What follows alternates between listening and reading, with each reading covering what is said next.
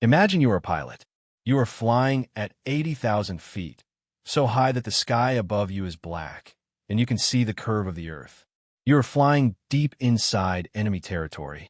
Suddenly, your dashboard lights up. A red warning screams in your ears. A surface-to-air missile has been launched. It is closing in on you at 3 times the speed of sound. In any other jet, you would panic. You would dive, release flares, and pray for a miracle. But you are not in an F-16. You are not in an F-22. You are in the state Route 71 Blackbird. You don't panic. You simply push the throttle forward. The engines roar. The afterburners turn the night sky into day.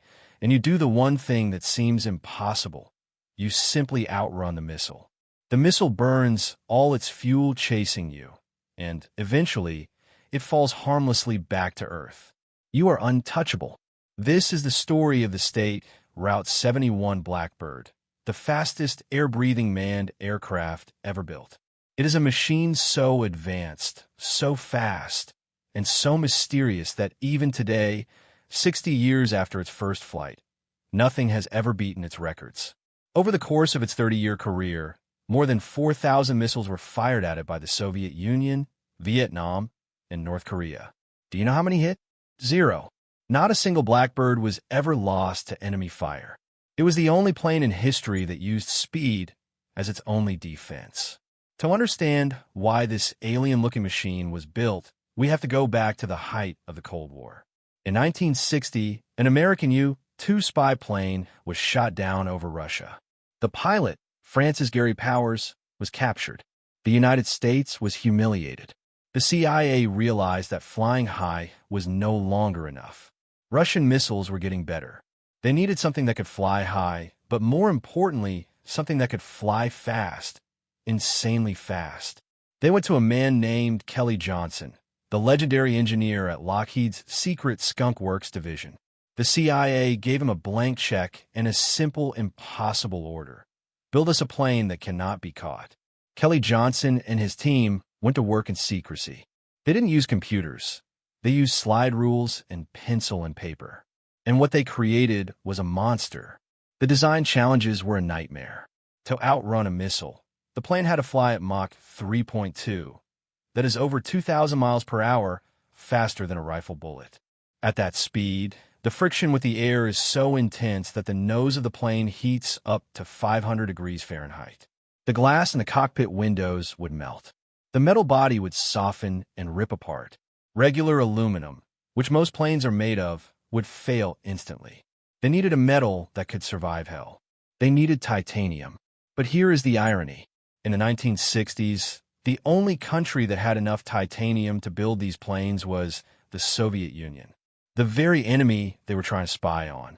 So, the CIA created a web of fake companies and covertly purchased tons of titanium from Russia. The Soviets unknowingly sold the Americans the very metal that would be used to spy on them for the next 30 years. But titanium brought its own problems. It is a very hard metal to work with, and when it gets hot, it expands. The engineers calculated that at top speed, the plane would actually grow several inches in length because of the heat. If they built the plane tight and solid on the ground, it would crack and break when it expanded in the air. So, it did something crazy. They built the plane loose. They left gaps between the panels. This meant that when the State Route 71 was sitting on the runway, it was leaky. Fuel would constantly drip from the tanks onto the tarmac. It looked like a broken, bleeding beast.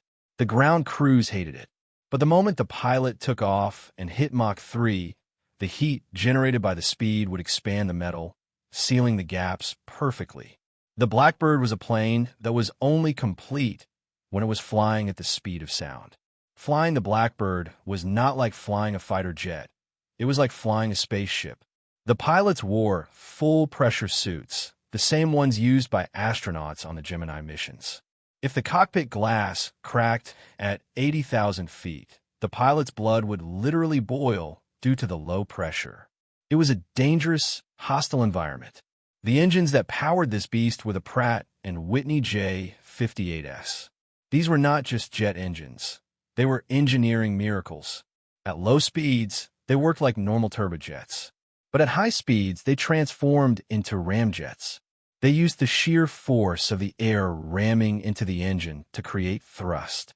The faster the plane went, the more efficient the engines became.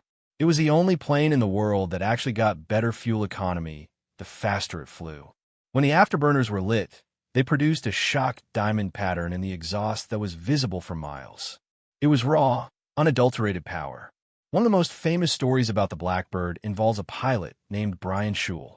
He recalls a mission over the Middle East. They were flying fast, but they needed to verify the location of enemy missile sites. Suddenly, the warning tone blasted in his headset. A missile lock. He didn't turn. He didn't drop flares. He pushed the throttle forward. The speed gauge climbed. Mach 3.0, Mach 3.2, Mach 3.3, Mach 3.5. The plane was screaming across the sky, covering 1 mile every single second. The missile behind them was fast, but it had a limited amount of fuel. It chased the Blackbird, burning hard, but the Blackbird just kept pulling away. Eventually, the missile ran out of energy and fell into the sea. The pilot later said that there was no feeling in the world like looking at a computer screen and seeing a missile simply give up because it couldn't catch you. But the State Route 71 wasn't just about war. It was about the limits of human engineering. It was a plane that flew from New York to London in under 2 hours. The sun rose in the west for the pilots because they were flying faster than the rotation of the Earth. If they timed it right, they could see 3 sunsets in a single day. For 3 decades, the Blackbird dominated the skies. The Russians built the MiG-25 Foxbat specifically to catch it. The MiG-25 was fast, but it had a problem. If the MiG pilot pushed his engines to Mach 3 to catch the Blackbird, his engines would melt and destroy themselves. The Blackbird could cruise at Mach 3 comfortably for hours. It was a cat-and-mouse game where the mouse was actually a tiger. Sadly, in the late 90s, the State Route 71 was retired. Satellites and drones became cheaper and safer.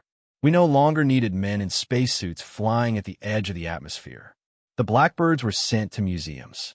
Today, if you visit the Smithsonian in Washington, D.C., you can stand next to one. It looks quiet now. It looks like a piece of art sculpted from black metal. But if you look closely, you can still see the scars on the titanium skin burnt by the heat of friction. The State Route 71 Blackbird remains a testament to a time when we dared to do the impossible. We built a plane that leaked fuel on the ground but sealed itself in the stars.